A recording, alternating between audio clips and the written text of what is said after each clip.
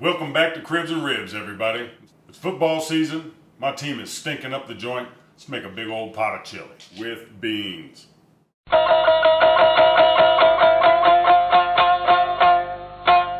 Today I'm going to show you how to make a big old classic pot of chili that'll please everybody at the party. If you want to make this just for the family, you're going to want to cut this recipe in half.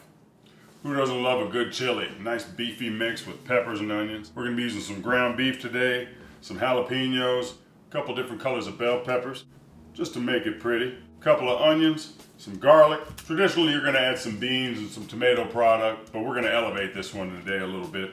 We're going to swap out one of these cans of diced tomatoes with this big old garden fresh tomato here. Instead of these canned beans here, we're going to use some dried kidney beans here. This is right about at a pound. They're already rinsed and sorted and ready to go. First thing we're going to do to get started here is get our beans going. These Instant Pots make it so easy to cook these dried beans right out of the bag here that I don't hardly ever use canned beans for anything anymore. So I'm starting with 16 ounces of pinto beans. I'm tossing in about a quarter of an onion, and I've got a couple cloves of smashed garlic here. You can use water for this part, but just to really reinforce that beefy flavor here, I'm putting in about 3 cups of beef stock. And then I want to get it up almost to that halfway mark with water. Ooh, this is going to be good, everybody. These dried beans cooked out are going to be way better than anything coming out of a can.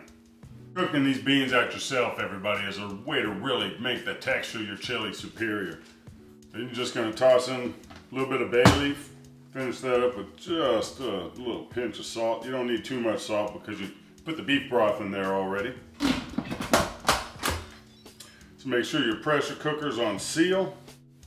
We're going to pressure cook this on high for 35 minutes. We'll let the steam release naturally until that little stopper falls out, and then you're good to go. All right, while those beans are going, let's start getting our veggies ready. Traditionally for your chili, you're going to have your tomatoes, your onions, your garlic. You're going to have some bell pepper. You can add whatever you like to it. Celery, carrots, parsnips. I mean, you know, you put what you like in it.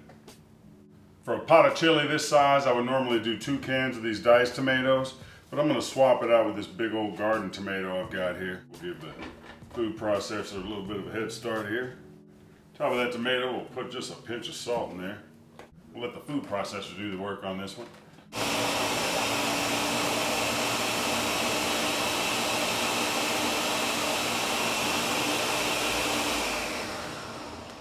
In addition to that, for tomato product, we're going to use about half a can of tomato paste and some Campbell's tomato soup. It works out great in chili, as you're about to find out. You're also going to need a couple of onions. We're going to toss in the rest of that onion I started out with for the beans, and then you need your bell pepper. But I'm also going to be putting 3 nice jalapeños in there. If it were up to me, I'd put a lot more jalapeno in there than that, but everybody's got to eat. We're just going to dice all this up and brown it with our ground beef. Do a 1/4 cup of cumin, about 1/8 of a cup of white sugar. We're going to do a 1/4 cup of chili powder, and then some. We're going to do a tablespoon of salt. We're going to do a tablespoon of black pepper, and just an extra little bit. All right, everyone, so over here on the stove,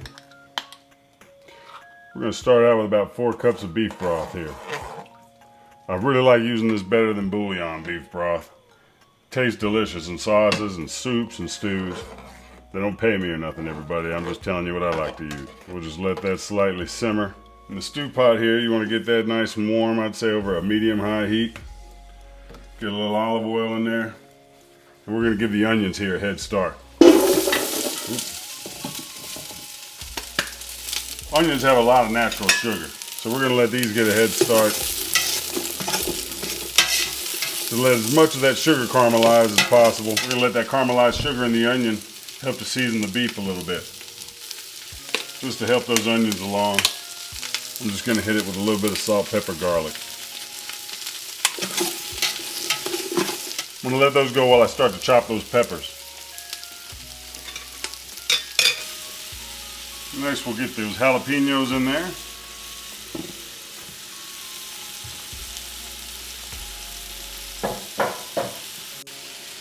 All right, from there I've got about 4 cloves of minced garlic.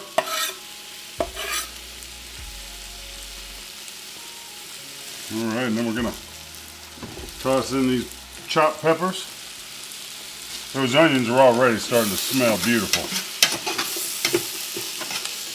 I'm gonna hit that with a healthy dose of oregano here. And a little bit less of a healthy dose of fennel seeds. Use those to taste.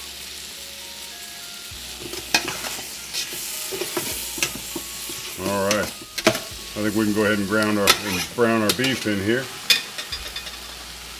All right.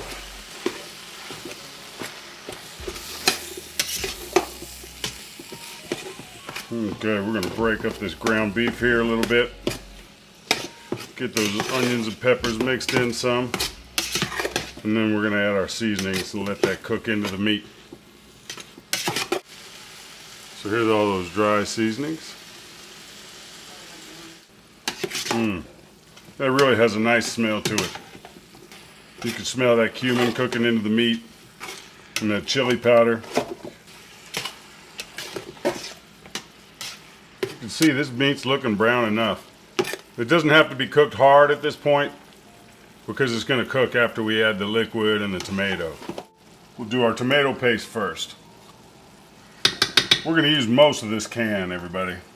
I would just use the whole thing, but then it'd just thicken up a little too much. You want to cook off that can taste as much as you can.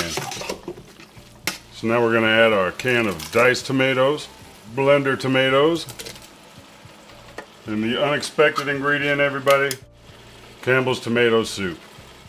And I detest this stuff. I hate Campbell's tomato soup, and there's not a whole lot of things that I hate in the food world. But tomato soup is one of them. But for some reason, this really works.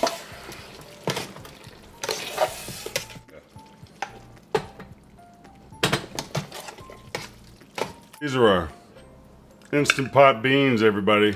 These come out unbelievable. Bay leaves and all. I'll pick the bay leaves out, before I serve. Let's go on ahead and add that stock.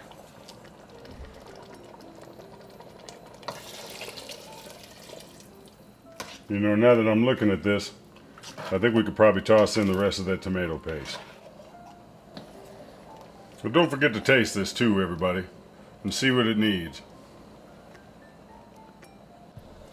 This needs a couple dashes of Worcestershire and a squirt of yellow mustard. The Worcestershire is going to add a little bit of depth. And mustard is going to be a little bit tangy in there as well. It's also going to need a little more salt, everybody. Use some of this triple blend. Got a little bit of salt, pepper, and garlic. Just back up those initial flavors that we started with. You're going to want to add some heat to taste, everybody. I can't burn up everybody, so I'm just going to do a little bit of cayenne pepper because it's chili. It's got to be a little bit spicy. Yep, that's about right. Okay, we're going to bring this up to a boil, reduce it to a simmer, and let it go for about an hour. Oh, that's thickening up nice already. I wish I could hand you some of this right through the camera, everyone. Look at that. It's going to be beautiful and chunky and delicious. Wait till we top that off with some green onion and sour cream and oyster crackers and sharp cheddar cheese. Ooh, ooh, wee. And I'll come back and stir that about every 5 to 10 minutes or so. All right, this has been simmering for about an hour. As you can see, that thickened up real nice. It's still pretty liquidy, which is gonna be great because the crackers are gonna soak all that up. Nice chunks of red and yellow bell pepper. All right, we are gonna top this off in a very traditional way here, everybody. Do a little handful of sharp cheddar cheese. Small handful of oyster crackers. Well, maybe we'll call it a larger handful of oyster crackers. A sprinkle of green onion. Use whatever color onion you like. It all works great with chili. And a nice dollop of sour cream. We're going to do a little bit of this scorpion Tabasco sauce, just to make sure that's nice and spicy. All right. And that, my friends, is a bowl of chili. If you or anybody you know is moving to or from the Las Vegas area, I would love to be your realtor. Either call, text, or email, and we'll chat soon. So let's give this a stir and taste this, everybody. It's about to be delicious up in here. We got that scorpion sauce in there. We got a nice little dose of sour cream. That cheese is all melted down. It smells so good. I can't wait to taste this chili. All right, let's give it a try.